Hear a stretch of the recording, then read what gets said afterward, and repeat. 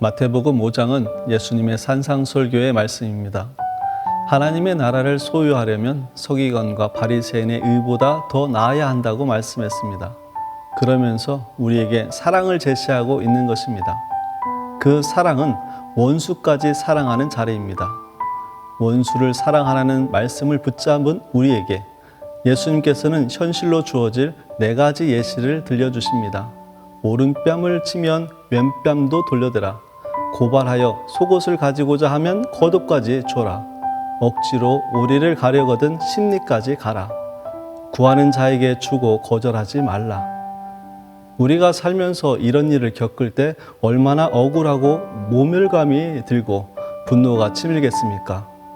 그 고통을 알기에 우리는 선제적으로 반응하고 이런 억울함을 당한다면 보복하려고 할 것입니다. 왜 우리는 이런 반응을 해야만 할까요? 나를 지키고 나를 높이려고 하는 것은 아닐까요?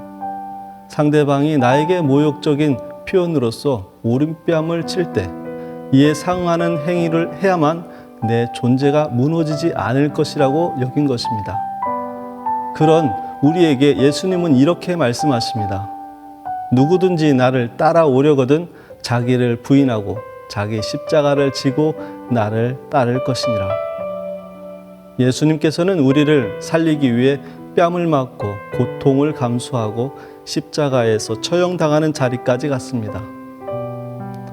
자기를 부인하고 십자가를 지는 것은 고통만 당하고 아무것도 이루지 못한 실패로 보이지만 이것이 능력입니다.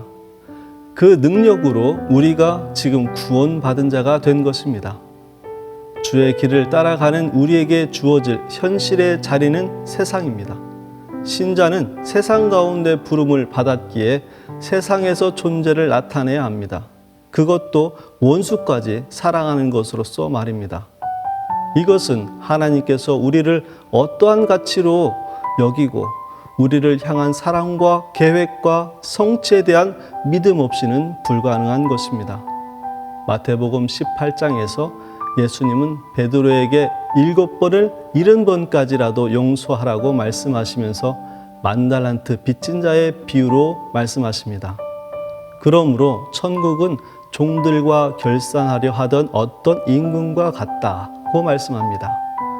결산할 때 만달란트 빚진 자가 있었고 그가 갚을 수 없음을 알고 임금이 그 자의 빚을 탕감합니다. 만달란트는 20만 년 동안의 품삯에 해당합니다. 그런데 그가 동료가 빚진 100데나리온, 즉 3개월 품삯에 대해 동료를 붙잡아 목을 잡고 협박하고 옥에 가둡니다. 이 소식을 임금이 듣고 그에게 말하지요. 악한 종아, 내가 빌기에 내가 내 빚을 전부 탕감하여 주었거늘 내가 너를 불쌍히 여김과 같이 너도 내 동료를 불쌍히 여김이 마땅하지 아니하냐 하고 주인이 노하여 그 빚을 다 갚도록 그 옥졸에게 넘기니라. 이 비유를 통해 우리는 하나님께서 우리의 가치를 얼마나 귀하게 여기는지를 깨닫습니다. 임금이 그를 불쌍히 여겼다는 것은 그가 진 빚 20만 년 동안의 품삯보다 그의 가치가 더 크다는 이야기입니다. 이것이 바로 우리의 가치입니다. 우리를 향한 하나님의 사랑, 우리를 향한 계획, 우리를 통해 세상을 비추고 그들을 구원하시려는 하나님의 마음, 그리고 그 권위와 능력을 우리에게 주신 것입니다. 그 사랑이 우리에게 충만합니다. 우리가 한 알에 밀알되어 썩어져야 세상이 우리로서 하나님을 볼 것입니다.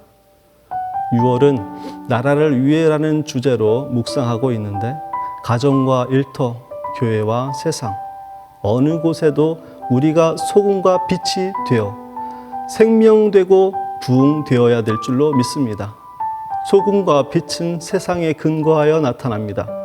소금은 녹아야 하고 빛은 어둠 속에 나타내야 그 존재로서의 가치가 됩니다. 나의 가치를 사랑으로 나타내길 원합니다.